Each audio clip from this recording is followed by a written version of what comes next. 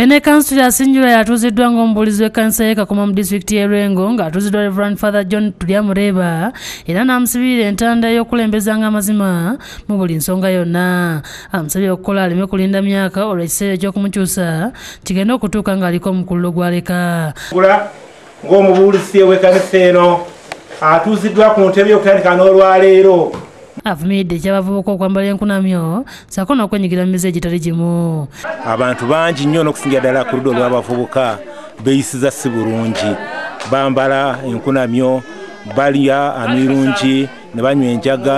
Ye Fene Council asabye abakkiriza okuba obumu basobole okutambuza obulungi emirimu gya Katonda. Kandi nsaba abakristaayo namwe nk'okutwagenda turi kwenda kuzimba ekkanisa n'okubaasa kugisimentinga tukwatanisize hamwe. Okusinza kwetabiddwako ne yaliko RDC w'Ebuyikwe David Bale Mukasa asabye abazadde obutakutogera abaana nga babatuuza awaka. N'olwekyo abaana baffe twogereko nabo naddala nga tuli nabo mu olidde muno. Bwe tugendako mu Eklezia Katolika, Reverend Father Anthony Reza ow'ekigo ky'ensambi asimye abafumba abanywerera ku biragano bye bakuba ne batuuka ku bijaguzo eby'emyaka egy'enjawulo. Abyogeredde mu misa gyakulembedde mu maka g'omwami Expedito Sebuyira n'omukyala Christine Nagawa Sebuyira e Naggalama mu disitulikiti y'e Mukono. Abafumbo bano babadde bajaguza okweza emyaka 25 mu bufumbo obutukuvu n'omwana waabwe Mitala Brian okumaliriza emisomo University e Kyambogo. Bano banyiikidde nnyo kubanga bagamba nti obufumbo buzaalenge, kubanga omufumbo tayinza kweyisanga bw'alaba si kulwanga anyiiza bba. Father avumiridde ebikolwa ebya sitaani ebimamidde mu bafumbo ensangi zino omuli n'ekyabakyala okugenda mu maliya ne batandika okulowooleza mu kufuna kwokka ne kituusa n'abayimbi okubayimbamu ennyimba. Bino ebiseera bye tuli mu bayimba n'okuyimba nti yajja n'akaveera. Oli ayinza okujja n'akaveera bw'amala okulaba nga ebintu biwezeeweze n'amalamu omusubi.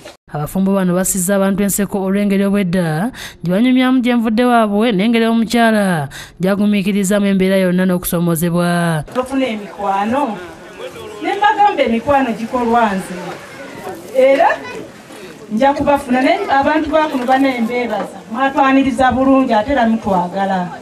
Banyawo ne bassebo nti omuntu ono namuwasa mwagala.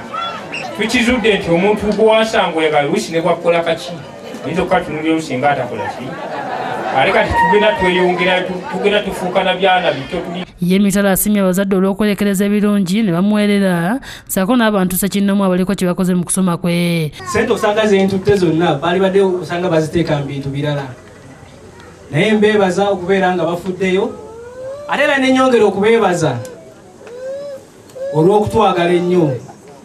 Amoni Mukasa ne Haruna Mugerwa be bakusakidde eggulire lino ku lwa Bukedde TV 1.